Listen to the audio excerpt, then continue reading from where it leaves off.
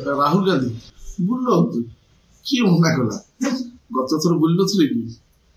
ବୁଲିଲା ପରେ କଣ ହେଲା ତ ଆମର କାହାର କିଛି କହିବାର ନାହିଁ ସିଏ ଯେ ଯାହା ବୁଲନ୍ତୁ କଣ କିଏ କରୁଛନ୍ତି ଆମେ କାହା ବିରୁଦ୍ଧରେ କହିବା ଚେଷ୍ଟା କରନ୍ତୁ କିଛି ଅସୁବିଧା ନାହିଁ କିଛି ଓଡ଼ିଶାରେ କଣ ପ୍ରଭାବ ପଡ଼େ ଆପଣ ମାନେ କହୁନାହାନ୍ତି ଆପଣଙ୍କୁ ଲାଗୁଛି ଏଠି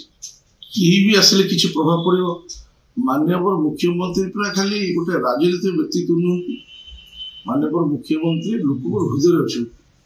ତେଣୁ ତ କିଏ ହଟେଇ ପାରିବେ ତେଣୁ ଏଇଟା ହେଉଛି ପ୍ରଭୁ ଜଗନ୍ନାଥଙ୍କ ଦେଶ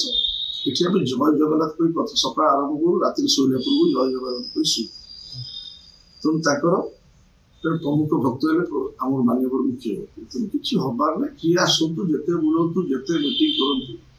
ଗତ ଥର ଠାରୁ ଏଥର ନିଶ୍ଚିତ ଭାବରେ ଆମେ ଅଧିକ ସିଟ୍ ନେବୁ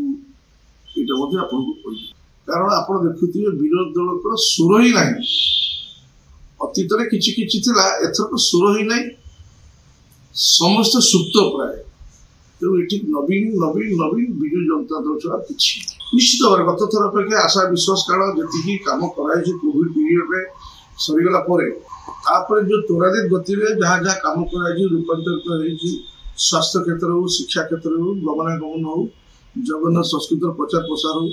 ସବୁ ପ୍ରକାର ମଠ ମନ୍ଦିର କାର୍ଯ୍ୟକ୍ରମ ହଉ ସବୁ ପ୍ରକାର ଯାହା ଯାହା କାମ ହେଇଛି ଆମେ ଯାହା ଅନୁଭବ କରୁଛୁ କିଛି ବାକି ନାହିଁ ତେଣୁ ଗତ ଥର ଅପେକ୍ଷା ଏଥର ନିଶ୍ଚିତ ଭାବରେ ଆହୁରି ଦୃଢ଼ ସରକାର ଗୋଟିଏ ଭୀମ ଆଗରେ ଅନେଶ୍ୱତ ଭାଇ ବି କିଛି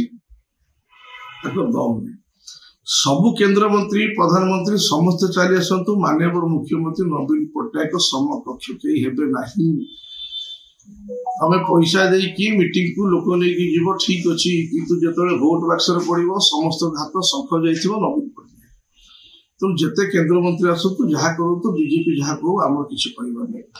ସେମାନେ ସବୁବେଳେ ତାଙ୍କର ଅଭ୍ୟାସଗତ ଜିନିଷ ହେଉଛି ସବୁବେଳେ କହିବା ତେଣୁ କହିବାରେ କାହାକୁ ମନା ଆମେ କରିପାରିବା ନାହିଁ ତ ଜୟନାରାୟଣ ମିଶ୍ର ଯାହା କହୁଛନ୍ତି ଯେ ଯାହା କହୁଛନ୍ତି ନିଶ୍ଚିତ ଭାବରେ ସେ ତାଙ୍କ କଥାର ପକ୍ଷ ରଖୁଛନ୍ତି ତାଙ୍କ ଉପରେ ଆମର କିଛି କହିବାର ନାହିଁ ଆମେ ଜାଣିଛୁ ଆମେ କଣ କରିଛୁ ବିଗତ ଦିନରେ ଏବଂ କଣ ଆଶା କରୁଛୁ ଲୋକଙ୍କର ମନ ଭିତରୁ କେତେ ଦୂର ଆମେ ପ୍ରବେଶ କରୁଛୁ ସେଇଟା ହେଉଛି ବଡ କଥା ଆମେ ଜାଣିଛୁ ଅଲରେଡି ମନ ଭିତରେ ଆମେ ପ୍ରବେଶ କରିକି ବସି ସାରିଲୁଣି ତେଣୁ ଖାଲି ଅପେକ୍ଷା ଇଲେକ୍ସନକୁ ନିର୍ବାଚନ ହବ ଆପଣ ଦେଖିବେ ଆପଣ ଅଛନ୍ତି ମୁଁ ଅଛି କଥା ରହିଲା କାରଣ ଆମେ ଗ୍ରାସ ରୁଟ୍ରେ ଦେଖୁଛୁ ସରକାରଙ୍କର କାମ କେତେ ଦୂର ଲୋକଙ୍କୁ ପ୍ରଭାବିତ କରୁଛି ତ ସେ ଦୃଷ୍ଟିରୁ ଆମର ସମସ୍ତେ ବିଜୁ ଜନତା ଦଳ ବିଜୁ ପରିବାର ଯେଉଁମାନେ ଆଗାମୀ ଦିନରେ କ୍ୟାଣ୍ଡିଡେଟ୍ ମଧ୍ୟ ହେବେ ସମସ୍ତେ ଦୃଢ଼ ନିଶ୍ଚିତ ନବୀନ ପଟ୍ଟନାୟକ